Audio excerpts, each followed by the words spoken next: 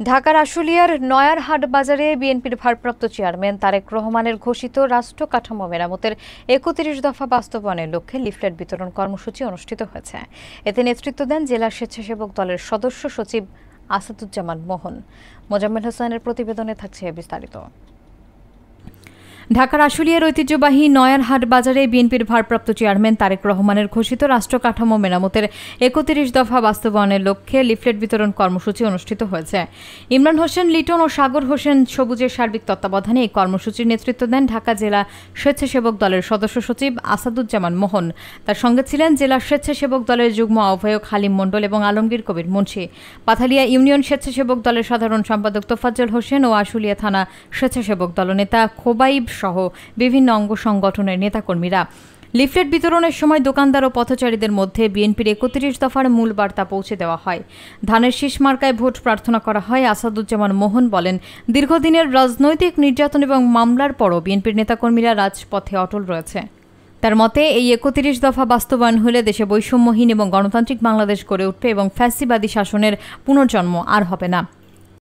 আজ আমরা নয়ারহাট বাজারে উপস্থিত হয়েছি ঢাকা জেলার সদস্য সচিব আসাদুজ্জামান মোহন ভাইয়ের নেতৃত্বে তারেক রহমানের ৩১ দফা বাস্তবায়নের লক্ষ্যে আমরা আজকে বাজারে সবার মধ্যে জনসচেতন করতে চাই এবং গণসংযোগ করতে চাই, যে বোঝা চাই যে আগামী বাংলাদেশ কেমন হবে তারেক রহমানের নেতৃত্বে এবং তার ধারাবাহিকতায় আজকে আমরা ৩১ দফা বাস্তবায়নের লক্ষ্যে বাজারে প্রত্যেকটা নয়ারহাট বাজারে এবং প্রত্যেকটা ব্যক্তির কাছে মাঝে আমরা তুলে ধরতে চাই ৩১ দফার কতটা আমাদের দেশের জন্য উপকারিত হবে এবং মানুষের সাধারণ মানুষ অনেক কাছে নিরক্ষর, তারা বোঝে না যে এই ৩১ দফা কি, তার পরিকল্পনা কি ভবিষ্যৎ বাংলাদেশ গড়ায়। এই ৩১ দফা যদি বাস্তবায়ন হয় বাংলাদেশের কোনো সমস্যাই থাকবে না, প্রত্যেকটা সমস্যার সমাধান হয়ে যাবে এবং একটা সুন্দর বাংলাদেশ ভবিষ্যৎ তারেক রহমান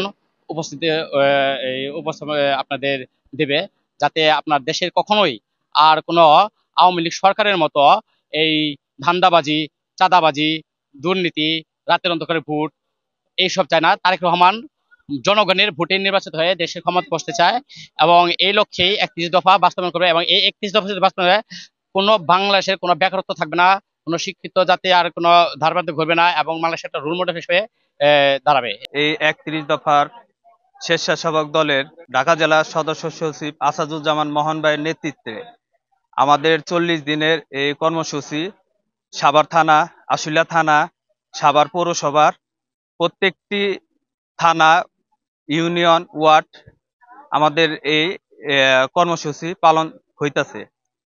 আজকে ৪০ দিনের আজকে ১০ দিন আমাদের এই লিফলেট বিতরণ।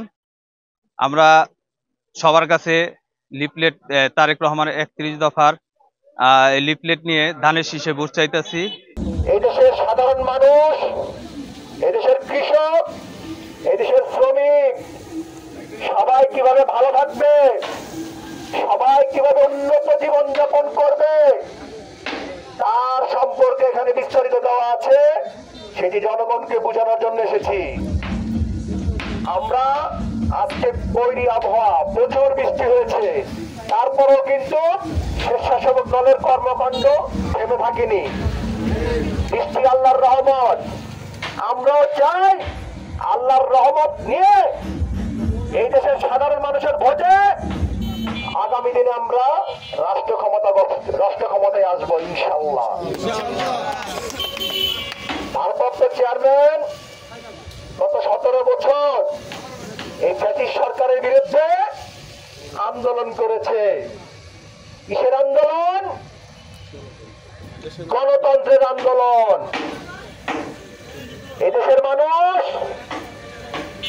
ভোট দেওয়ার জন্য ১৭টি বছর অপেক্ষা করেছে, আর অপেক্ষা করতে চাচ্ছে না। মানুষ চাচ্ছে একটি সুষ্ঠু নির্বাচন, কিন্তু আপনারা দেখতেছেন নতুন করে ষড়যন্ত্র শুরু হয়েছে। কিভাবে ভোট বানচাল করা যায়, কিভাবে বাংলাদেশকে পিছনে ফেলে দেওয়া যায়।